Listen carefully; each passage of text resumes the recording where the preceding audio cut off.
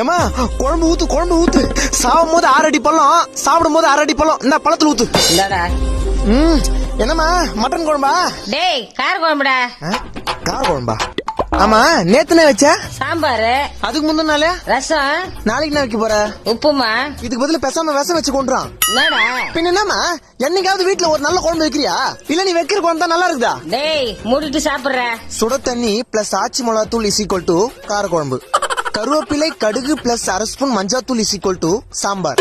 இதுதான் எங்க வீட்டோட குழம்பு ஃபார்முலா. டேய் என் சமையலுக்கு நடக்கற அமைதியா இருந்து. எங்க அம்மா சமையல்ல புளின்னு ஊரெல்லாம் புளி வச்சுக்கிறேன். ஆனா நீ வைக்கிற குழம்புல என்னைக்காவது புளி கரைச்சி ஊத்திருப்பியா? என்னால அவள்தானே செய்ய முடியும். சரி விடு, புள்ள உயிருக்கு ஆபத்து வரணும் ஏத்துக்க மாட்டேன்.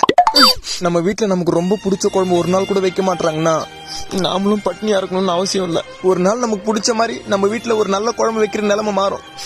இப்படியே பேசினிருந்தா சாப்பாடு ஆறும். நான் சாப்பிடுறேன்.